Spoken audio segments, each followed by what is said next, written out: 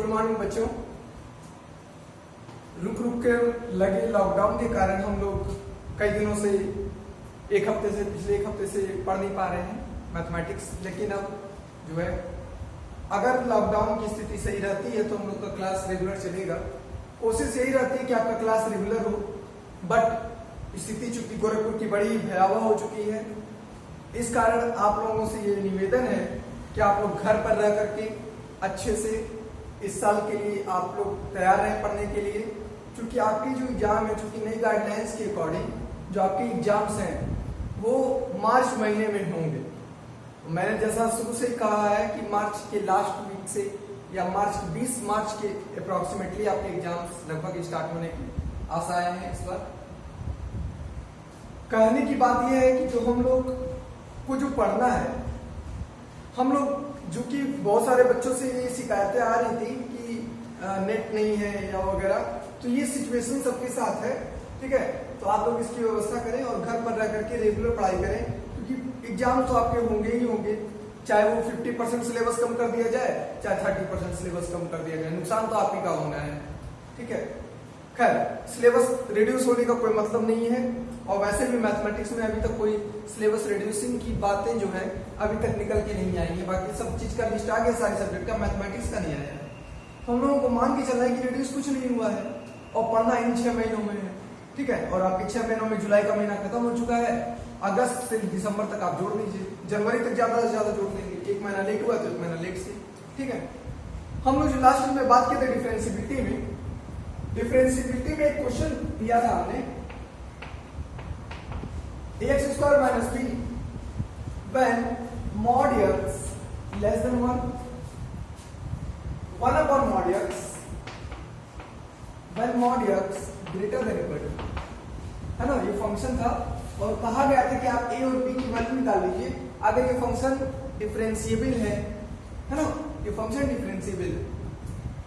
तो कुछ बच्चों ने पूछा कि सर इसको हम लोग ब्रेक क्यों कर रहे हैं। मैंने इसको ब्रेक करके बताया था, मॉड एक्स को ब्रेक किया था। मॉड एक्स की वैल्यू 1 से कम है, इसका मतलब x की वैल्यू -1 से 1 के बीच में रही होगी, और मॉड एक्स की वैल्यू ग्रेटर देन 1 और इक्वल टू 1 है, तो मतलब x की वैल्यू 1 से बड़ी रही होगी और -1 से छोटी रही होगी। तो मैंने तीनों पर, -1 से छोटे पर, 1 से बड़े पर इसको डिफाइन किया था, और -1 से 1 के बीच में ये था। 3 पार्ट में डिफाइन हो गया था। अगर ये फंक्शन कहा गया था कि ये फंक्शन डिफरेंशिएबल है x इक्वल टू 1 पर, तो 1 पर हम लोगों ने मैंने कहा था कि आप लोग डिफरेंशिएबिलिटी चेक कीजिएगा, फिर मैंने कहा था मैं बताऊंगा।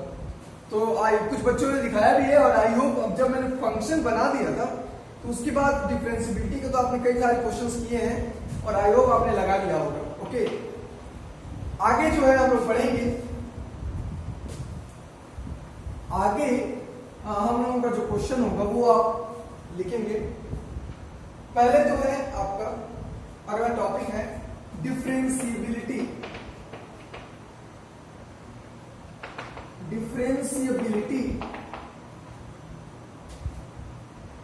इन अ सेट।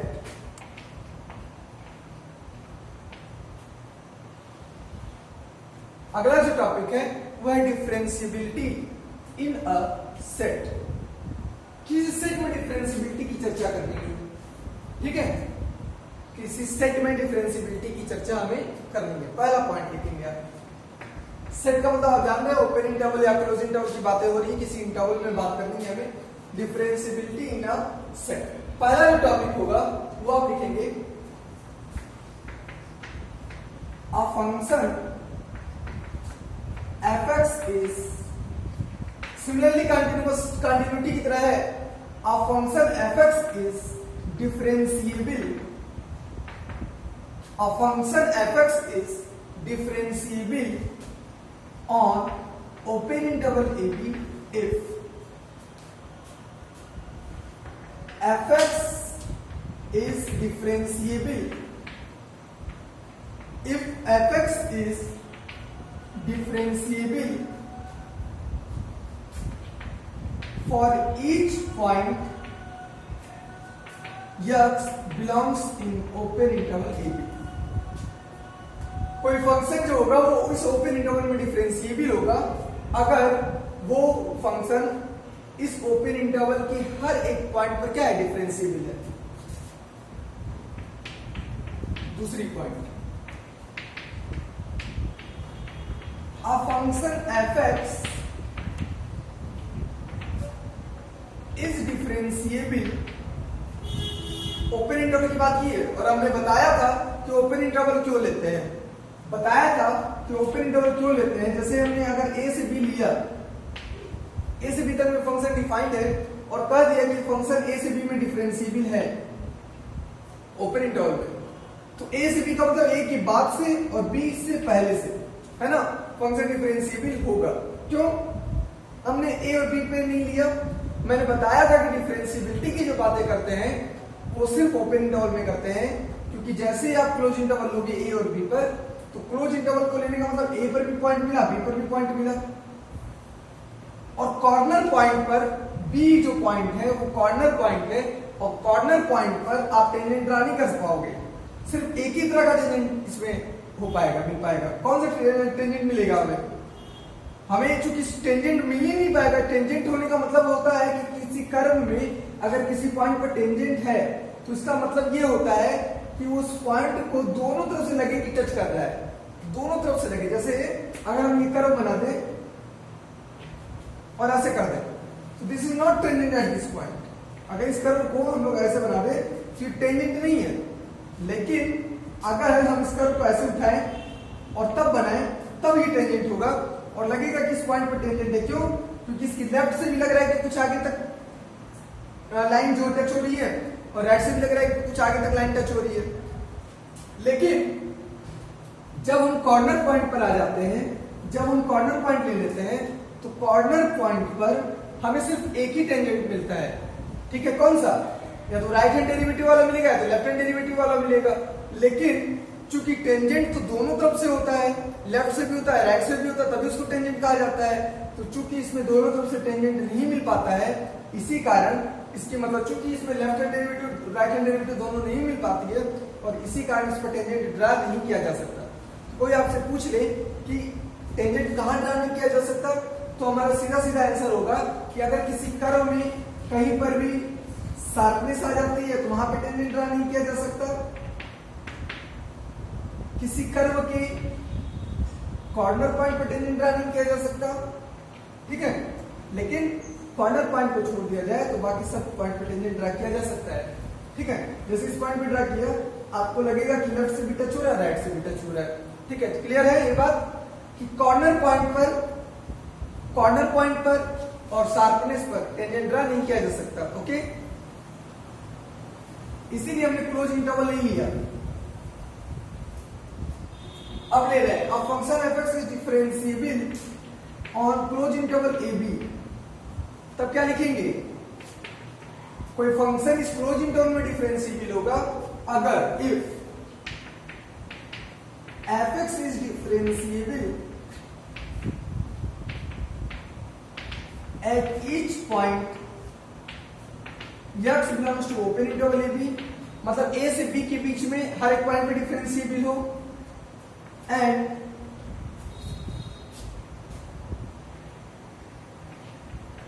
f(x) has, या फिर ऐसे कहेंगे आप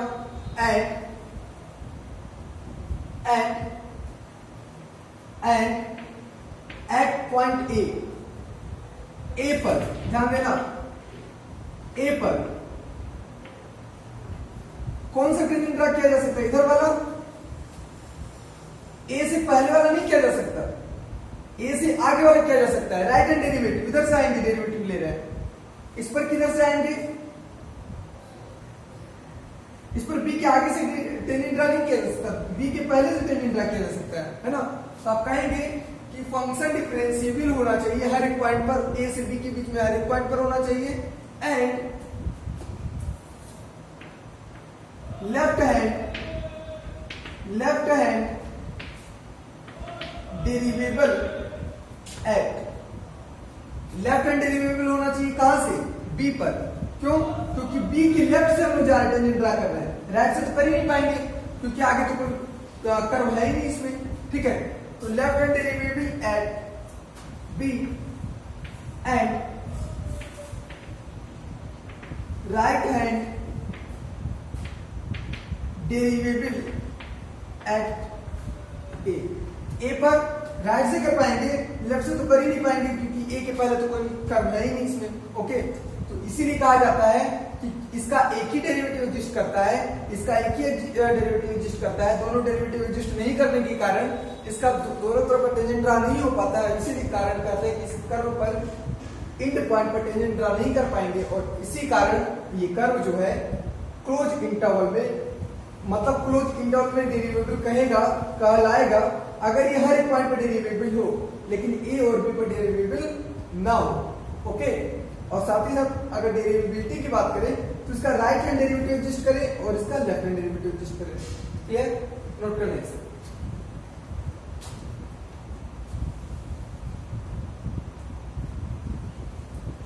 हो गया। चलिए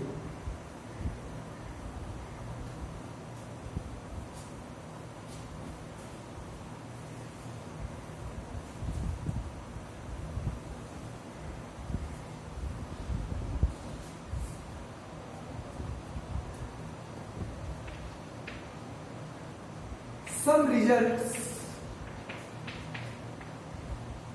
based on differentiability.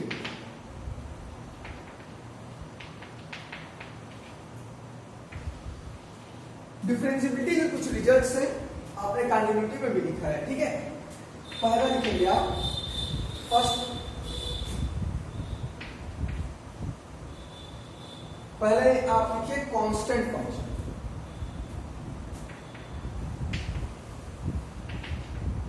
Constant function is everywhere differentiable. आप सोच रहे हैं कि कांस्टेंट फंक्शन कैसे डिफरेंशिएबल हो सकता है? सीधी सी बात है, कांस्टेंट फंक्शन है तो उसका जो ग्राफ होगा, अगर कांस्टेंट फंक्शन है मतलब f(x) is equal to c, एक कांस्टेंट फंक्शन हुआ ना, f(x) is equal to c constant function है।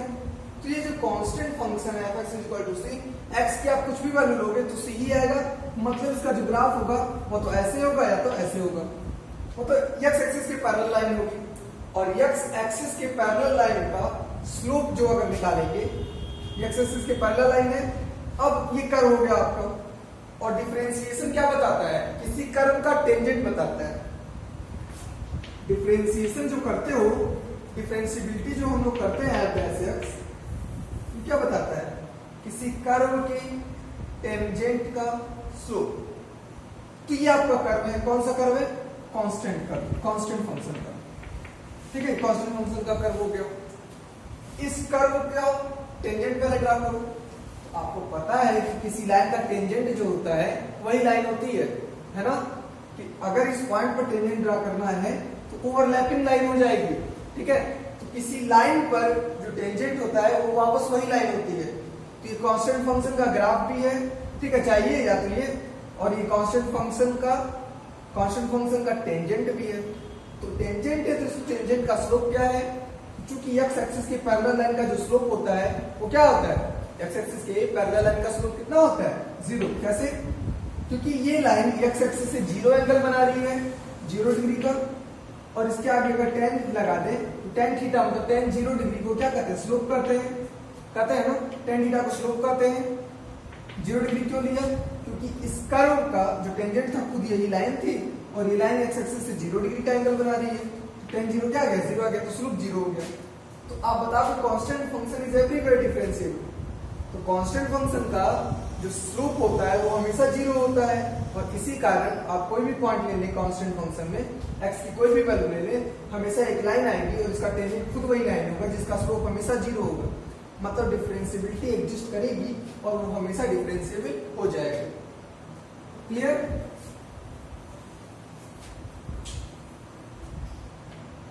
Constant function is everywhere differentiable. Polynomial function are everywhere differentiable. Polynomial functions जो होते हैं वो हमेशा डिफरेंशिएबल होते हैं। ठीक है। थर्ड, पॉलिनोमियल की बात आ जाइए एक्सपोनेंशियल। एक्सपोनेंशियल का ग्राफ आपको पता है, exponential functions are everywhere differentiable.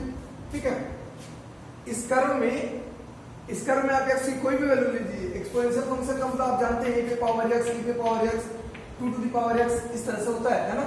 तो आप एक्सपोनेंशियल फंक्शन में आप x की कोई भी वैल्यू ले लीजिए, इसका ग्राफ हमेशा इस तरह से बनता है और इसमें कहीं पर भी शार्पनेस नहीं होती है, इसीलिए फंक्शन हमेशा क्या होता है, डिफरेंशिएबल होता है। 4 एक्सपोनेंशियल हो गया। और कौन से फंक्शन एवरीवेयर कंटीन्यूअस होते थे, वो वाले देख रहे हैं। मॉडुलस फंक्शन होता था एवरीवेयर कंटीन्यूअस, मॉडुलस को बाद में देखते हैं पहले। और कोई फंक्शन देखिए जो एवरीवेयर कंटीन्यूअस होते थे, ये तीनों तो एवरीवेयर कंटीन्यूअस होते थे, इसलिए एवरीवेयर डिफरेंशिएबल भी होंगे। ऐसा नहीं है कि जो एवरीवेयर कंटीन्यूअस हो एवरीवेयर डिफरेंशिएबल भी। इसका एक एग्जांपल भी हम देंगे, साइन है ना,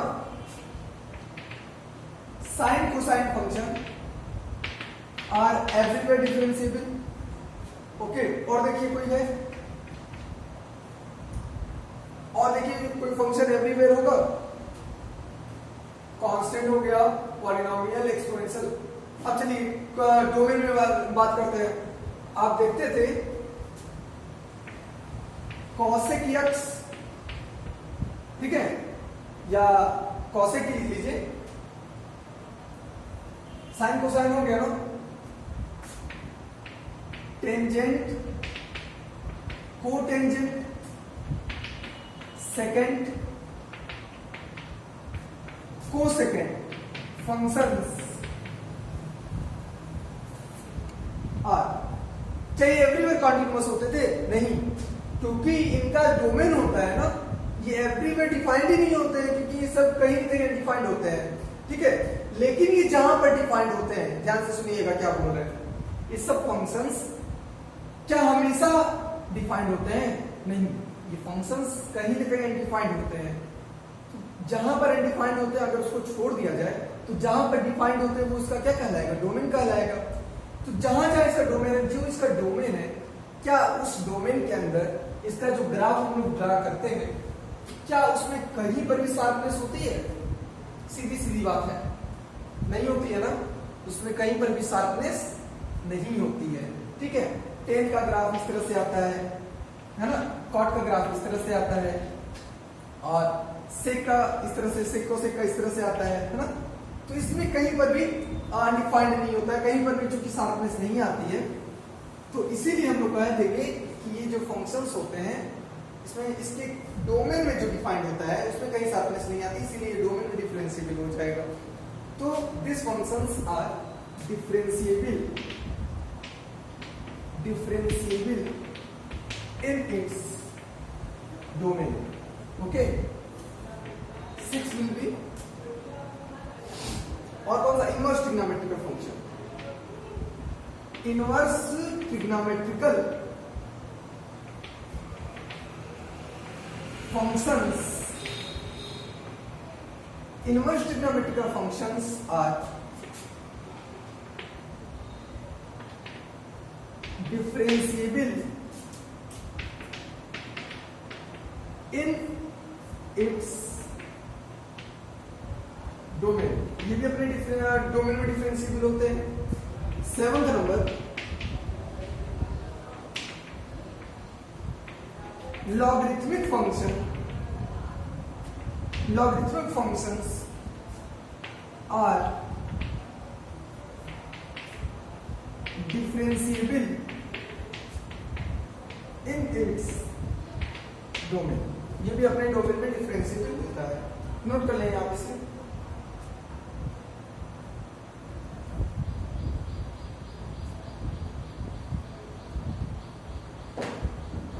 हो गया, नोट हो गया ना।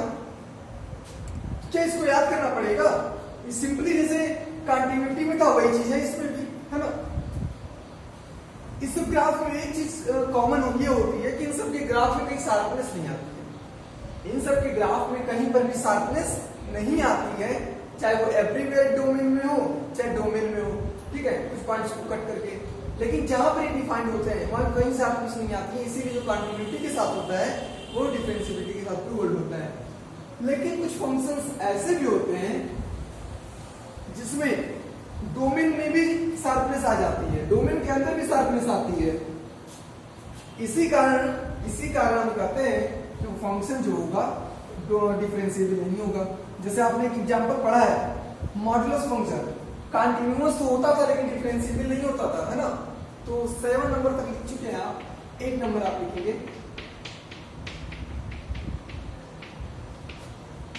मॉडुलस फंक्शन ये आपने पढ़ चुका है, लेक्चर 3-4 पढ़ेंगे आप, तब आपको समझ में आ जाएगा।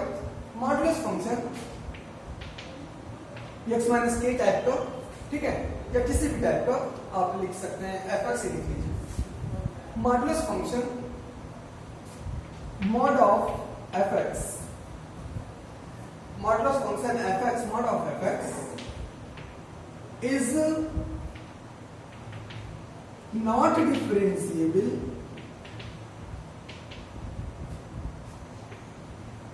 for x at which fx is equal to 0। आपने पढ़ा है कि अगर कोई मॉडुलस फंक्शन है तो ये डिफरेंशिएबल नहीं होता था, कहां पर, जहां पे x माइनस k क्या हो जाए, 0 हो जाए। मतलब x की वैल्यू किस पॉइंट पर, k पर, x की वैल्यू k पर ये फंक्शन डिफरेंशिएबल नहीं होता था। क्यों? क्योंकि इसके अंदर वाली वैल्यू 0 हो जा रही थी और x k पर ये फंक्शन जो है शार्पनेस देता है, k पर ये फंक्शन क्या होता है, शार्प हो जाता है, ठीक है। शार्पनेस के कारण इस पर टेंजेंट ड्रा नहीं किया जा सकता, इसी के कारण किसी फंक्शन का जो मॉडुलस होता है वो मॉडुलस फंक्शन डिफरेंशिएबल नहीं होगा उस पॉइंट पर जहां पर मॉड के अंदर वाली वैल्यू क्या हो जाए, 0 हो जाए। ओके, बहुत अच्छे। इसके बाद जो है हम लोग अलजेब्रा ऑफ डिफरेंशिएबिलिटी पढ़ेंगे। अलजेब्रा ऑफ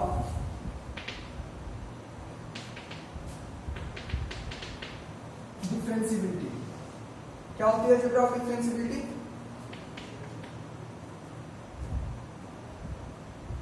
पहले आप लिख लें इसमें, if fx and gx are differentiable function, then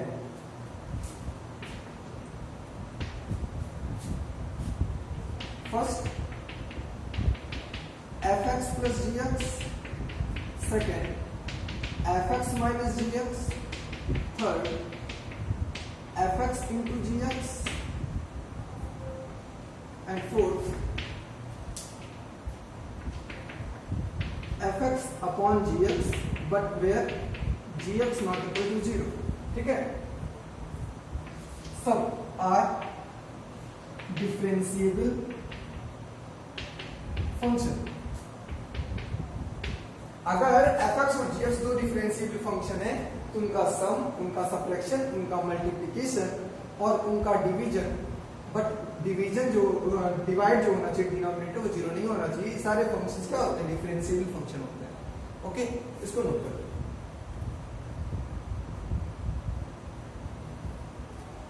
हो गया अलजेब्रा ऑफ डिफरेंशिएबिलिटी में 4 ये हो गए।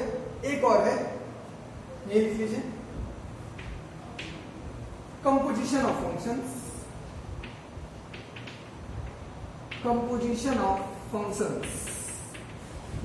that is fog और GAUF type, ठीक है, are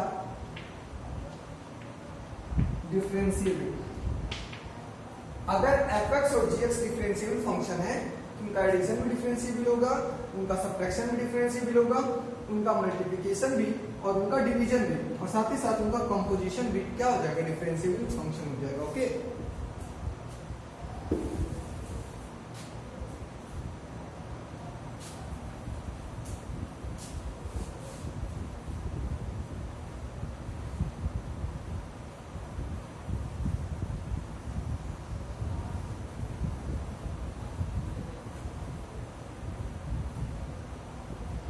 चलिए कुछ छोटे छोटे क्वेश्चन से आप नोट कर लीजिए जल्दी से।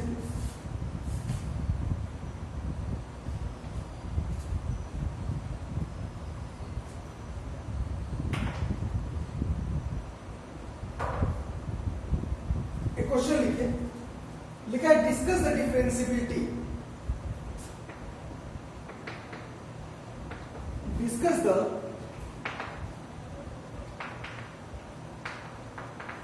differentiability of function fx is equal to, discuss the differentiability of function fx is equal to mod sin x। ठीक है,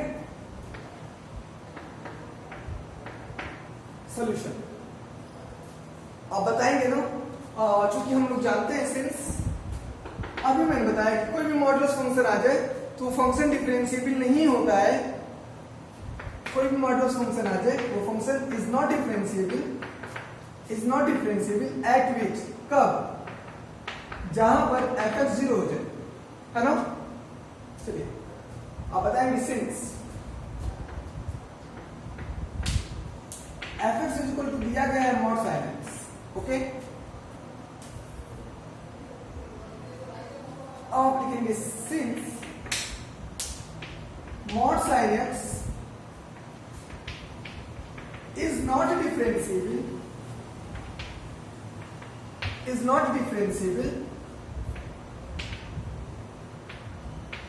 at which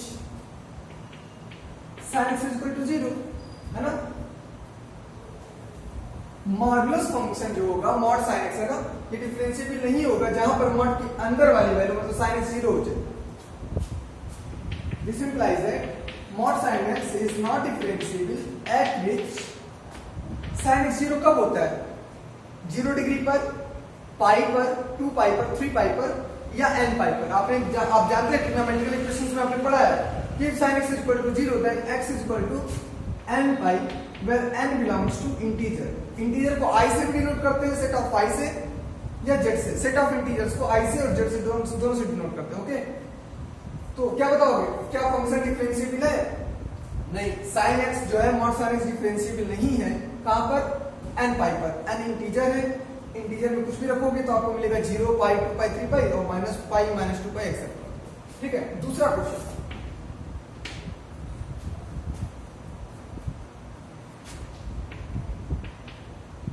discuss the differentiability of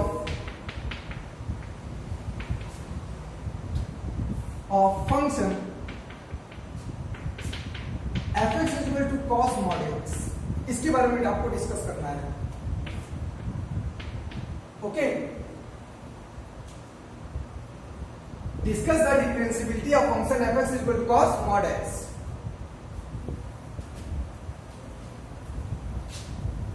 मैंने कहा था कि किसी भी फंक्शन में, चूंकि ये पूरा का पूरा मॉड नहीं है, ये फंक्शन जो है पूरा का पूरा मॉड नहीं है, इसके अंदर मॉड लिखा है, ठीक है।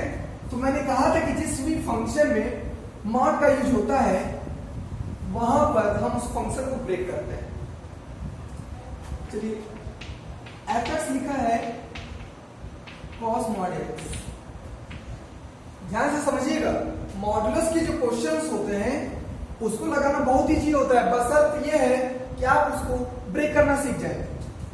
अदरवाइज सारे क्वेश्चंस में अनडिफाइंड आएगा आपका, अगर मॉड सही लगाते हैं तो। ब्रेक करके लगाते हैं तो आपका आंसर सही आएगा, अदरवाइज मॉड से ही लगा देते हैं, सिर्फ मॉड रख देते हैं तो आपका हर जगह अनडिफाइंड आने लगेगा। ठीक है, तो आप हर जगह कहो कि ये फंक्शन डिफरेंशिएबल नहीं है, नहीं है डिफरेंशिएबल, तो उसके लिए कारण होता है, ठीक है, हर हमेशा अनडिफाइंड नहीं आता है, उसको हम लोग डिफाइंड वैल्यू लाने का प्रयास करेंगे। देखिए cos mod x है, मैंने कहा है कि अगर कोई फंक्शन दिया हो, अगर कोई फंक्शन दिया हो और उस फंक्शन में कहीं पर भी मॉड हो, अगर कोई फंक्शन दिया हो उस फंक्शन में कहीं पर भी मॉड हो, तो आप उस मॉड की वैल्यू को क्या कीजिए, 0 कीजिए। तो मॉड में क्या है, x है, मॉड में कौन है, x, आप x को 0 करो, ठीक है। तो 0 करोगे तो x की वैल्यू क्या आएगी, 0 ही आएगी। एक बार मॉड की वैल्यू, मॉड को 0 करने पर, मॉड को जब 0 करोगे तो जो वैल्यू आती है एक बार उस वैल्यू से कम लेते हैं और एक बार उस वैल्यू से बड़ा लेते हैं और बराबर लेते हैं। ये क्यों लेते हैं ये मैंने मेंशन किया है पिछले लेक्चर में, ठीक है। जब कम लेते हो तो मैंने बताया है मॉड को हटाने के लिए आप माइनस का यूज करते हो, है ना। तो देखो क्यों, कॉस एक्स की वैल्यू 0 से कम है, 0 से कम है मतलब नेगेटिव नंबर है, तो यहाँ पे नेगेटिव नंबर को रखो। तो एक्स क्या है, नेगेटिव हो गया। मॉड के अंदर, मॉड से बाहर कोई मतलब नहीं है, मॉड के बाहर तो सारी वैल्यू पॉजिटिव आते हैं। मॉड के अंदर क्या आएगा, एक्स की वैल्यू 0 से कम है, कोई नेगेटिव नंबर है, तो मॉड के अंदर वो नेगेटिव नंबर रखोगे ना, तो क्या आएगा, नेगेटिव ही तो आएगा। मॉड के अंदर नेगेटिव है, जहां नेगेटिव रहता है वहां मॉड को हटाने के लिए क्या करते हैं, माइनस साइन लगा देते हैं। तो एक्स है, मॉड को हटाया, क्या लगाया, माइनस साइन लगा दिया, कॉस माइनस एक्स हो गया। और जब एक्स की वैल्यू 0 से बड़ी है, 0 के बराबर है, तो यहाँ 0 रखोगे, ठीक है। तो 0 पॉजिटिव नंबर की तरफ बिहेव करता है, मैंने बताया है। 0 से बड़ा लोगे तो वो भी मॉड के अंदर जो आएगा वो भी क्या होगा, पॉजिटिव होगा। मॉड के अंदर पॉजिटिव जब आता है तो आप क्या लिखते हो, मॉड हटाने के लिए प्लस साइन लगा देते हो, तो प्लस साइन लगाना जरूरी नहीं है, ओके। प्लस साइन तो अंडरस्टूड होता है। क्या किए, एक्स की वैल्यू 0 से कम नेगेटिव नंबर लिए। क्यों लिए 0 से कम, क्योंकि मॉड को आपने क्या किया, 0 किया। आपका सबसे पहला काम होता है मॉड को 0 करना। मॉड को 0 कर दिया तो जो वैल्यू आएगी एक बार उससे कम लेना है और एक बार उससे बड़ा या बराबर लेना है। जब एक बार उससे कम लोगे तो मॉड के अंदर वैल्यू क्या आ रही है, नेगेटिव आ रही है, ठीक है। तो नेगेटिव आ रही है तो मॉड को हटाने के लिए नेगेटिव साइन लगाए, और जब बड़ा या बराबर ले रहे हो तो पॉजिटिव आ रही है, पॉजिटिव लिखने के लिए पॉजिटिव लिखा, ओके।